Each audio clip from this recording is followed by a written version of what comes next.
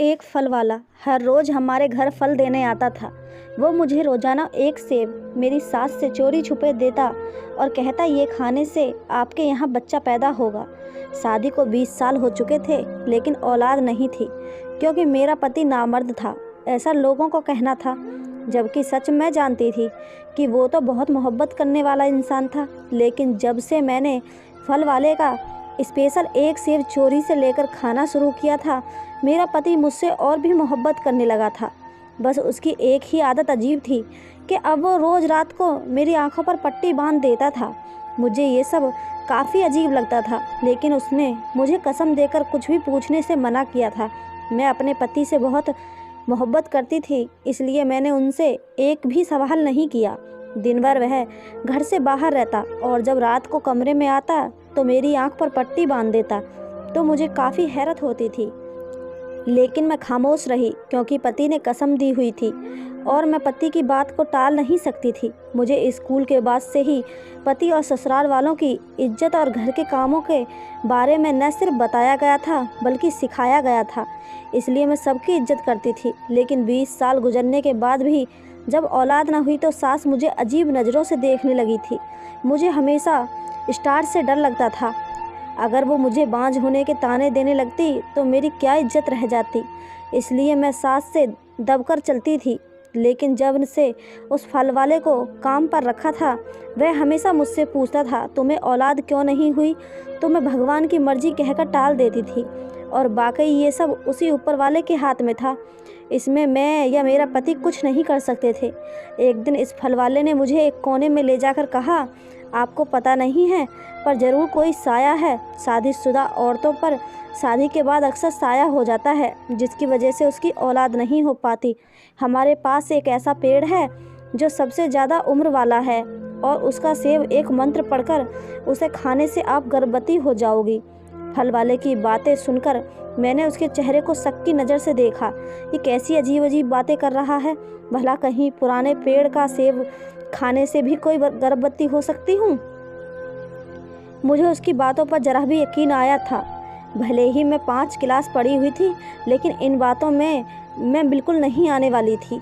तुमने क्या मुझे पागल समझा हुआ है जो मैं तुम्हारी बातों पर यकीन करूँगी? अगर मेरी सास को इन सब बातों का पता चल गया तो मुझे तलाक दिलवाने में ज़रा भी देर नहीं करेंगी। पहले ही वो इतनी बुरी नज़रों से मुझे घूरती हैं, जैसे बच्चा पैदा करना मेरे हाथ में हो। ना बाबा ना, मैं सब कभी नहीं करूँगी। मैंने उसे मुंह पर ही साफ मना कर दिया था, लेकिन वो मेरे मना करने के बावजूद भी मुझे कहता रहा, डर क्यों रही हो? और आपकी सास भी इसलिए मुंह बनाती है क्योंकि उसे भी तो पोता चाहिए, वो भी तो दादी बनना चाहती है।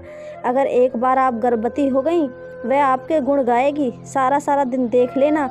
और सास को या किसी को बताने की क्या ज़रूरत है? जब मैं उसे नहीं बताऊंगा और तुम भी नहीं बताओगी तो कैसे पता लगेगा?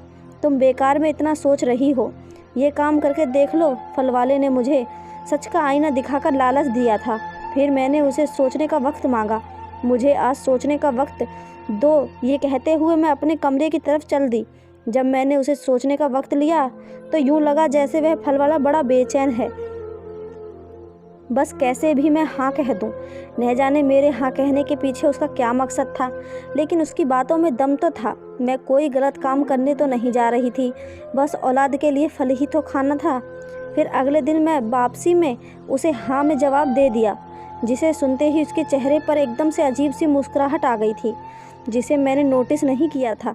बस मैं मान गई थी क्योंकि मुझे भी अब औलाद चाहिए थी। मैं इन बातों पर यकीन न करने के बावजूद भी हामी भर चुकी थी और अब मैं सबसे चोरी चोरी वह सेब खाती थी। जैसे ही फल वाला फल देने आता तो आगे पीछे देखता, जब कोई नज़र न आता तो जल्दी से एक सेब मेरे आगे बढ़ा देता, जिसमें एक ही सांस में खा जाती थी। और जब से मैंने फल वाले से वो सेब लेकर खाना शुरू किया था, मुझे खुद में एक अजीब सी ताकत महसूस होने लगी थी। मुझे अपने शरीर में बदलाव महसूस हो रहा था। अब मुझे लगता था जैसे मेरी सास मुझ पर नज़र रख रही हो। उस दिन जब मैं सेब लेकर जल्दी से खाकर मुड़ी ही थी तो मेरी सास मेरे बिल्कुल पीछे खड़ी मुझे घूर कर देख रही थी। उसे यूँ खुद को गौर से देखते पाकर मैंने तो डर के मारे पसीने छूट गए थे। उसने अपने दुपट्टे के पल्लू से मेरे होठ साफ़ किया और कहने लगी, बहू अगर सेब इतना ही पसंद है तो अंदर जाकर काट कर आराम से बैठकर खाओ। बच्चों की तरह पूरे बदन को मूड लगाने की क्या ज़रूरत थी? अभी क्या सब तुम्हारा जूता डूबेगा? अगर तुम्हारी माँ तुम्हारी अच्छी परवरिश करती तो ये सब देखने को मिलता। अब मेरा मुंह क्या देख रही हो? जाओ और जाकर फलों को धोकर फ्रिज में रखो, सास ने मुझे गुस्से से कहा था। और उसकी बातें सुनकर मुझे अंदाज़ा हो चुका था कि शुक्र है उसे मालूम हुआ कि मैंने फल वाले से अलग लेकर सेब खाया है, बल्कि उसे तो लगा था कि मैंने उससे मांगा कर सेब खा लिया है। मैंने जल्दी से अपनी सास से माफ़ी मांगी और फल रखने चली गई थी, लेकिन सास की बातों पर कुछ देर के लिए मेरा रंग सफ़ेद पड़ गया था, जिसकी वजह से पक्का सास को अब दाल में कुछ काला लग रहा होगा। मैंने सोच लिया था आज के बाद कभी ऐसा हुआ तो अपने चेहरे के हाव भाव बिल्कुल नॉर्मल रखूँगी और बिल्कुल भी घबराना नहीं है। आजकल मेरा पति भी मुझे अच्छे से वक्त दे रहा था, जिसकी वजह से मैं काफ़ी खुश रहने लगी थी, लेकिन आंखों पर पट्टी होने की वजह से मैं जल्द ही नींद की वादियों में उतर जाती थी। अब मैं भाग भाग कर एहसास के साथ काम करने लगी थी। इसी बीच एक बहुत ही अजीब बात हुई कि सास ने अब फल वाले को हमारे घर के पिछले वाले क्वार्टर में रहने के लिए अनुमति दे दी। अब रोज़ सुबह को जाता और फल लेकर आ जाता। मुझे कुछ गलत होने का शक हुआ, लेकिन ये फल वाला उस गांव के अमीर लोगों में से था। उनका अपना अच्छा खासा फल का कारोबार था, इसलिए अगर वो कभी कभी होता तो गरीबों का पर मेहरबान हो जाते थे। इसलिए मैंने ज़्यादा देर इस बात के बारे में नहीं सोचा, लेकिन मुझे अब ऐसा लगने लगा था कि मेरी सास मुझ पर नज़र रख रही है। मैं जरा जाती मेरी सास पता नहीं वह कैसे पहुंच जाती और अब साथ का इस तरह से फल वाले को घर में रहने की अनुमति दे देना, ये सब जोड़ने की कोशिश करती तो सर में दर्द हो जाता, लेकिन कोई भी सुराग हाथ नहीं आ रहा था। मुझे अजीब सी बेचैनी और दिल में अजीब अजीब ख्याल आने लगे थे। अब तो यूँ महसूस होने लगा था जैसे वह फल वाला मुझे घूर घूर कर देखता हो, लेकिन मैं इन सब को अपना वहम समझ रही थी। सेब खाते हुए मुझे 1 महीना हो चुका था। उस दिन मेरी अचानक से तबीयत बिगड़ी थी और जो बात पता चली वह सुनकर मुझे अपने कानों पर यकीन नहीं हो रहा था। तो मैंने ऊपर वाले का शुक्र अदा किया और अकेले में उस फल वाले को बुलाकर उसे पैसे देकर उसका धन्यवाद किया। मुझे इस तरह खुशी देखकर वह फल वाला अजीब सी हंसी हंसा और बोला, मुझे पैसे नहीं बल्कि कुछ और चाहिए। उस दिन मैं इतनी खुश थी, मैंने जल्दी से हामी भर दी। तुम जो भी कहोगे इसका मिलेगा, बताओ क्या चाहिए तुम्हें? मैंने जब पूछा तो वह फिर से हंसने लगा। देखिए, ये सब मेरी वजह से ही तो हुआ है, इसलिए मैं कीमत भी अच्छी खासी वसूल करूँगा, लेकिन अभी आप मुझे वह नहीं दे सकती जो मैं चाहता हूँ। इंतज़ार करो, मैं खुद बताऊँगा। और हाँ, एक बात याद रखना, जो सेब मैं रोज़ खाने के लिए देता हूँ अब तुम उसे रोज़ खाती रहना। अगर नहीं खाओगी तो अपने बच्चे से हाथ धो बैठोगी। मैं इससे ज़्यादा कुछ नहीं बता सकता। वह वहाँ से चला गया था, लेकिन मेरी खुशी में भंग डाल गया था। अब तो मैं गलती से भी वह सेब खाना नहीं भूल सकती थी, क्योंकि इतने सालों बाद ये खुशी नसीब हुई थी। मेरी सास तो सबको मिठाइयाँ बांट रही थी, हवेली को फूलों से सजाया गया था, पूरे गांव की दावत रखी गई थी। मेरी सास बहुत ही अच्छी थी। मुझे ये सब देखकर रोना आ रहा था। शायद गर्भवती होने की वजह से मेरे शरीर में बदलाव आ रहा था, जिसकी वजह से मैं कभी रोने लगती तो कभी हंसती थी तो कभी गुस्सा करने लगती थी। इस बीच मेरी सास मेरा बहुत अच्छे से ख्याल रख रही थी, एकदम से जैसे मेरी कदर बढ़ चुकी हो। उस सेब वाले ने सही कहा था कि सब सही हो जाएगा, और वाकई सब सही हो गया था। लेकिन अब रोज़ मुझे सेब देने पर फल वाले की कोई ना कोई शर्त होती थी। एक दिन तो उसने मुझे 1 घंटा अपने पाँव दबाने का कह दिया था। अब मैं ये सब करती हुई काफ़ी परेशान रहने लगी थी। अगर सास को या मेरे पति को ये सब पता चल गया तो मेरी कितनी बदनामी होती। सब लोगों के दिल में ये ख्याल भी आ सकता था कि मेरा बच्चा ही नाजायज़ है। नहीं, मैं ये सब नहीं होने दे सकती थी। मैंने सोच लिया था अब कुछ ना कुछ तो करना ही पड़ेगा, वरना तो मैं बुरी तरह फंस सकती थी। मैंने सोच लिया था अब मैं सेब ही नहीं खाऊंगी तो फल वाला फरमाइश कैसे करेगा। अगले दिन मैंने अपनी सोच के मुताबिक सेब खाने से मना कर दिया तो फल वाले का रंग उड़ गया था। मैं परेशान हो गया और बोला, देखो, अगर एक शर्त को ना मानने की वजह से तुम ये सब करोगी तो नुकसान तुम्हारा ही होगा। मैं बता रहा हूँ, अभी तो मैंने सिर्फ अपने कपड़े धोने को कहा है, लेकिन अगर शाम को तुम खुद चलकर मेरे पास आई तो तुम्हें मेरे लिए खाना अपने हाथों से ना सिर्फ बनाना पड़ेगा बल्कि मुझे खिलाना भी पड़ेगा। सोच लो, उसने तो मुझे सीधी सीधी धमकी ही दे दी थी। जैसे उसे यकीन हो कि मैं ज़रूर आऊँगी। धिक्कार हो तुम पर और तुम्हारी शर्त पर, ज़रा शर्म नहीं? तुम मैं एक शादीशुदा औरत हूँ मैं, और अब तो गर्भवती भी हूँ। मैंने गुस्से से कहा था। तो क्या हुआ, गर्भवती भी तो मेरी वजह से ही हुई हो। अगर मैं उसकी कुछ कीमत वसूल कर रहा हूँ तो इतना परेशान क्यों हो रही हो? मैंने तुमसे रात गुजारने का तो नहीं कहा ना। मैं कुछ भी कर सकता हूँ तो कर लो जो करना है। मैं नहीं खाऊंगी वह सेब, मैंने गुस्से से उसे कहा और वहाँ से चली गई। 1 घंटे बाद मुझे अपने कमर और पेट में दर्द महसूस हुआ था और फिर दाई को बुलवाया, लेकिन कोई आराम नहीं हो रहा था। तब मुझे वह फल वाला एक बार फिर खिड़की के में खड़ा नजर आया। मैंने सबको कमरे से बाहर भेज दिया और उसने मुझे जल्दी से वह सेब लाकर दिया, जिसे खाने से 10 मिनट के बाद ही मैं ठीक हो गई थी। अब मैं पहले से काफ़ी बेहतर थी। मैंने दवाई भी खाई थी। उसके बाद मुझे उसके लिए शाम में खाना बनाकर उसे खिलाना पड़ा था। सास ने खाना बनाने को मना भी किया, लेकिन मैं अब ठीक हूँ कहकर खाना बना दिया और बाद में कपड़े धोकर इस्त्री अपनी कामवाली से करवा ली। खुद देने गई थी और उसके बाद ये सिलसिला यूं ही चलता रहा था। मेरा 8वां महीना लग चुका था। अब बच्चे के लिए सामान खरीदने लगे थे और मैं भी अब खुश थी। एक बार बच्चा पैदा हो जाए तो फल वाले का वह हाल करूँगी, सारी ज़िंदगी याद रखेगा। पिछले कुछ महीने बहुत भारी गुजरे थे। मुझे अपने पति के बजाय उस फल वाले के सारे काम करने पड़ रहे थे, वह भी छुप छुप कर, सिर्फ एक वजह से कि एक बार मेरा बच्चा सही सलामत इस दुनिया में आ जाए। लेकिन इसी बीच एक बड़ा अजीब वाक़या हुआ था। मेरे पैरों पर सूजन आ गई थी। मैं कमरे में बैठी नौकरानी से अपने पैरों की मालिश करवा रही थी कि बाहर से शोर की आवाज़ आने लगी। मैंने जल्दी से उस नौकरानी को एक साइड किया और खुद जाकर बाहर देखने लगी तो वहाँ पर वह फल वाला खड़ा मेरी सास से झगड़ा कर रहा था।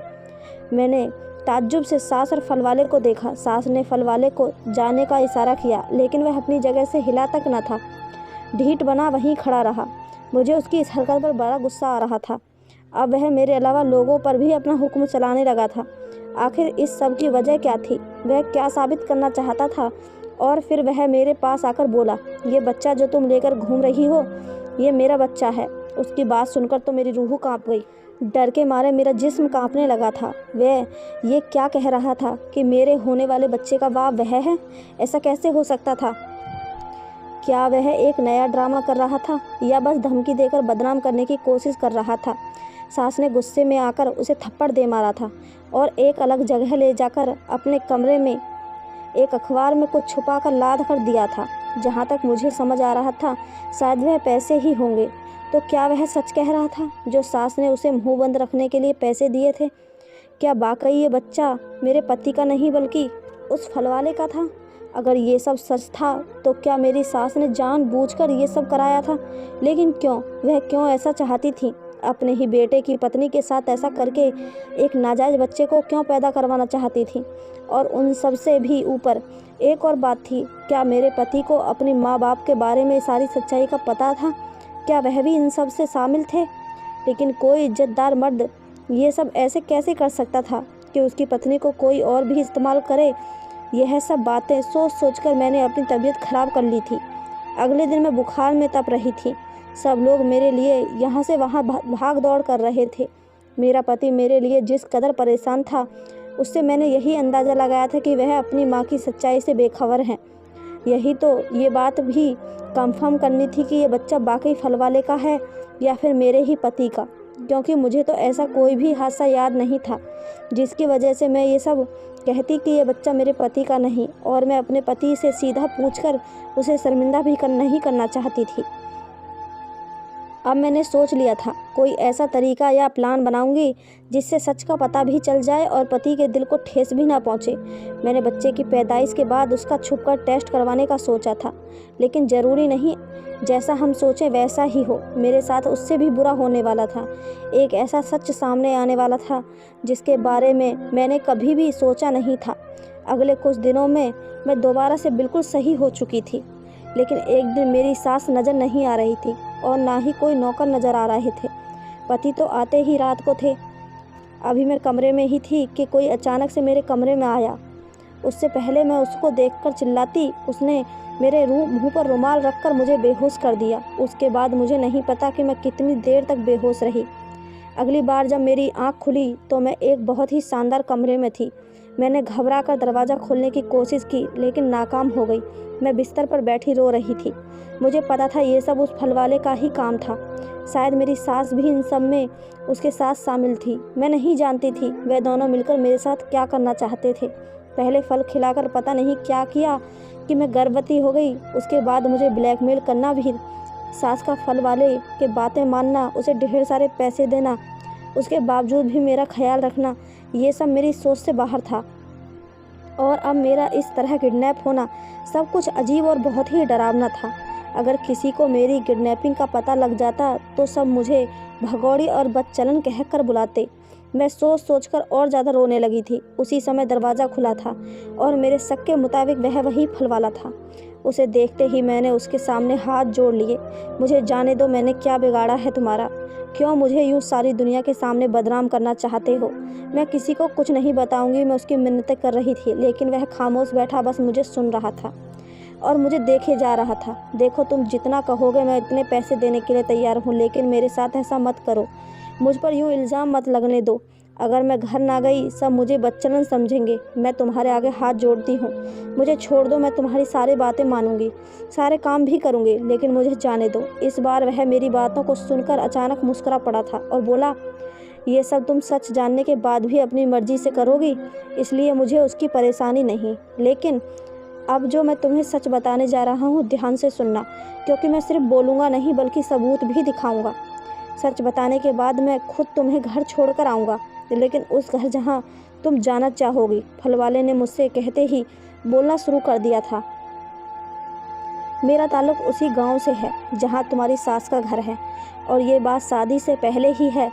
मेरा बाप नशा करता था, जिसकी वजह से उसने अपनी ही बेटी को जुए में हार दिया था, और जब लोग उसे लेने आए तो मैंने बहन को बचाने के लिए जल्दी से अपने ही बाप को उनके हवाले कर दिया और कहा कि इसे चाहे मार दो लेकिन मेरी बहन को छोड़ दो।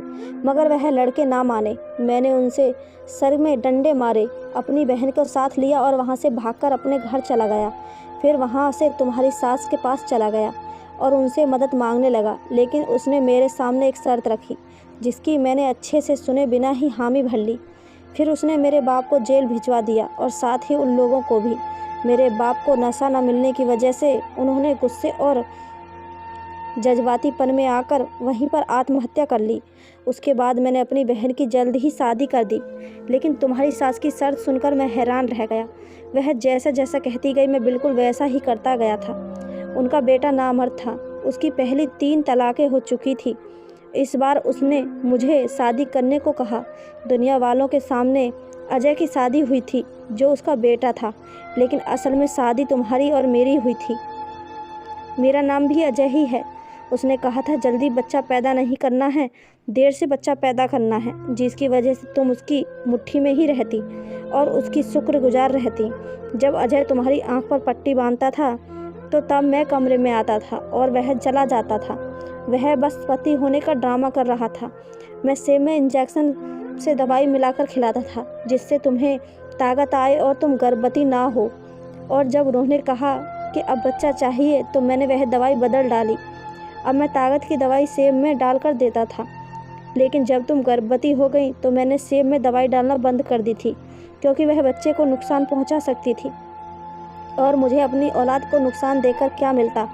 उस दिन फल खाने से जब तुम मना कर रही थी तो मैं डर गया था कि मेरा राज खुल जाएगा, इसलिए कुछ भी बोल दिया। लेकिन तुम्हें जब तकलीफ़ हुई तो पता चला कि अक्सर शुरू में ऐसा ही होता है, और तुम जब मेरे काम करती तो मुझे बहुत खुशी होती थी। दिल करता था मैं अपने बच्चे को महसूस करूं, लेकिन मैं ऐसा नहीं कर सकता था, इसलिए वह सब नाटक किया। उस दिन मैंने तुम्हारी सास से कहा था कि मैं और नाटक नहीं कर सकता, मेरा बच्चा होने वाला है। मैं अपनी पत्नी को सब सच बताना चाहता हूँ, क्योंकि तुम मुझसे नफ़रत करने लगी थी, जो मैं बर्दाश्त नहीं कर पा रहा था। लेकिन उसने पैसे दिखाकर मुझे धमकी दी कि अगर मैंने ऐसा वैसा कुछ भी किया तो वह हमारे बच्चे को इस दुनिया में आने से पहले ही मार देती। इसलिए मैं डर गया था और वहाँ से चला गया। लेकिन अब तुम्हें वहाँ छोड़ना खतरे से खाली नहीं था, इसलिए मैंने तुम्हें किडनैप कर लिया। तुम्हारी सास कुछ नहीं कर सकती, वह जानती है तुम्हें मैं लेकर आया हूँ और उसे तुम्हारी फिक्र भी नहीं। वह तो बस बच्चा दिखाकर सबके सामने ये साबित करना चाहती है कि उसके बेटे में कोई खोट नहीं है। वह लड़कियां ही बांझ थीं और लोगों में वो अपने बेटे की इज्जत कायम रखने के लिए ये नाटक कर रही है। जब वह चुप हुआ तो मैं खामोश अपनी जगह पर बैठ गई। उस औरत ने मेरे साथ कैसा धोखा किया था। सिर्फ उसने नहीं, मेरे अपने पति ने भी, लेकिन वह मेरे आसपास ही रहा। इस बात से मुझे कुछ हौसला मिला। अब मैं दोबारा वहाँ नहीं रहने वाली थी, लेकिन मैं उन माँ बेटे की सच्चाई सारी दुनिया को दिखाना चाहती थी।